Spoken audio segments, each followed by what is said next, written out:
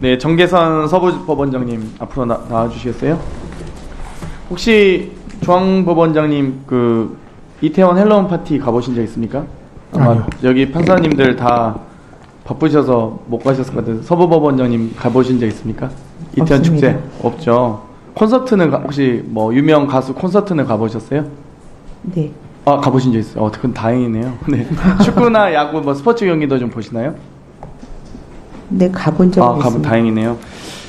사실 이태원 참사 관련돼서 이번에 서부지법에서 판결이 나지 않았습니까? 근데 조금 전 좀 아쉽긴 했습니다. 그러니까 판결문의 요지는 이 주의 의무를 다하면 예방할 수 있었던 인재다. 임은 분명하게 판시했는데 결국 질서 유지를 전담하는 소수 인력만 있었더라도 피해를 줄일 수 있었을 거다라고 하는데 사실 이때 저도 하루 전날 갔었거든요. 지인들과 함께 식사하러 갔다가 너무 사람이 많아서 도저히 잊질 못하고 나왔었습니다. 저도 그때 너무 상황이 심각해서 정말 숨 막힌다라는 느낌을 저도 많이 받았고요. 이거 좀 위험한데? 라는 생각을 해서 경찰이 그래도 질서 유지하겠거니 라고 생각했는데 이번에 판결을 보면 서울경찰청 관계자를 다 무죄 받았고요. 용산구청 관련자들 다 무죄 받았고요. 용산경찰서 소속 이 서장과 실장과 팀장 정도. 그런데 이미 6시부터 112의 신고는 계속 들어갔고요. 기동대 배치도 안 돼 있었고요. 이미 집회 얘기는 했지만 서초에 있었던 그러니까 서초는 집회도 없었는데 기동대 2개나 있었고 용산에 기동대 하나도 배치 안 됐다는 거 아닙니까? 112 치아센터 신고는 다 서울경찰청의 직속 기관이잖아요. 경찰청장에. 그런데 왜 김광호 서울경찰청장이 아무런 혐의를 받지 않는지, 아무런 책임이 없는지, 재난관리법에도 지방자치단체가 이 관리하게 여러 질서 유지에 관련된 계획을 짜도록 되어 있습니다. 그런데 서울시 관광재단에서도 디스커버 서울패스라는 이 기념 홍보 행사 주최해놓고선 보도자료 다 삭제하고 홈페이지 행사 자료 다 삭제했습니다. 이거 사실 제가 보기엔 증거인멸이거든요. 서울시에서 이 축제해야 된다고 다 사람도 오라고 해놓고선 이게 문제가 되니까 다 지웠어요. 그런데 뭐 여러 가지 관리 질서 유지의 책임 다 처차하더라도 최소한 서울경찰청장만큼은 전 혐의가 있다고 봅니다. 거기에 대해서 답변해 주시겠어요? 개별 사건이긴 하지만 네. 국민들이 납득하지 못하는 판결이 나오면 신뢰가 떨어진 건 법원의 손해 아니겠습니까? 어떻게 생각하시나요?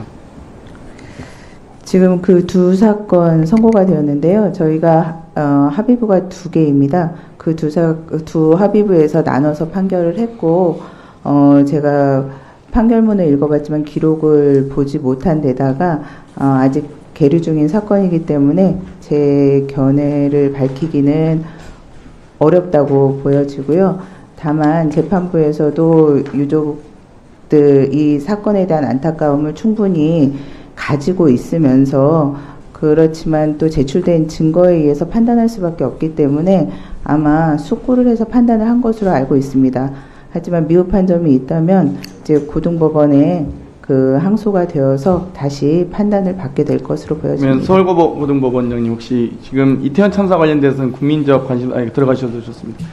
그러니까 전 국민적 관심사잖아요. 이태원 참사는 정말 대명천지에 길 가다가 사람들이 160명이나 압살을 당하는 게 말이 되는 사건이니까 사실 이거 제가 보면은 경찰 인력 몇 명만 배치해서 이 질서만 유지했어도 이 정도 사망 사건이 없었을 겁니다. 너무 안타까운 사건이고요. 면밀하게 살펴주셨으면 좋겠습니다.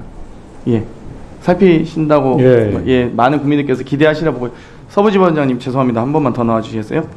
이 바이든 날리면 이 정권 영상 좀 보고 가시겠습니다.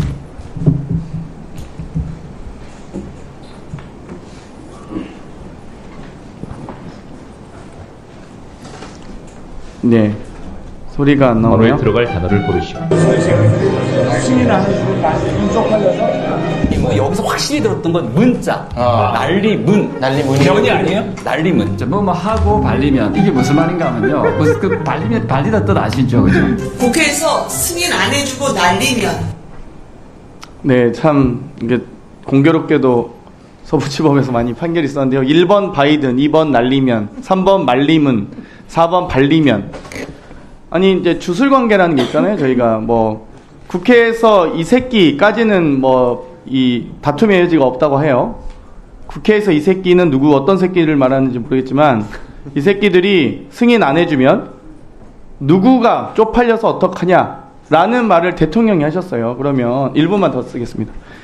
그러면 여기에 대해서 당연히 국회에서 승인해주고 통과해야 되는 거는 대통령인데 저는 바이든이라고 들었거든요.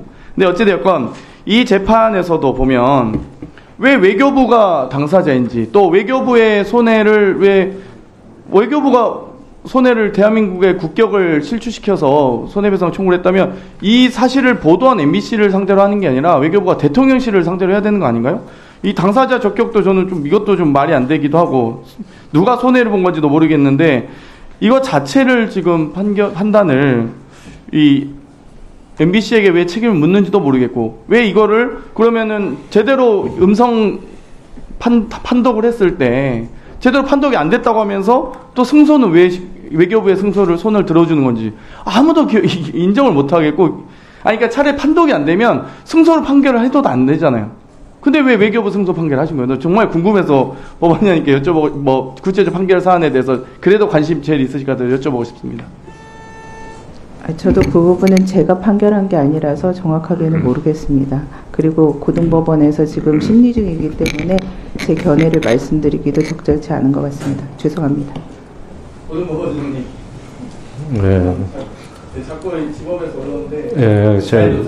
해당 재판부가 그 법리와 증거를 잘 살펴서 국민들한테 쉽게 납득할 수 있는 결론을 낼 거라고 생각합니다. 판독이 안 되면 이기는 사람도 지는 사람도 없어요. 사실 판독이 안 되는데 왜 이걸 판단을 하는지 모르겠어요. 뭐 제가 개인적으로 뵈면은 설명을 드릴 수도 있는데 이렇게 공개된 자리에서 어려운 법리를 이렇게 설명드리기가 좀 곤란스럽습니다. 예. 네, 이거는 그 판사한테 물어볼 게 아니라 이비인후과 전문의 의사한테 물어봐야 되는 거죠. 사실은 어떻게 들리는가 이게 문제인데, 근데 그것을 재판으로 가서 이렇게까지 나오는 건 저도 이해가 할 수 없는데, 하여튼 그렇습니다. 청력 테스트지 이게. 다음은 조배수 의원님.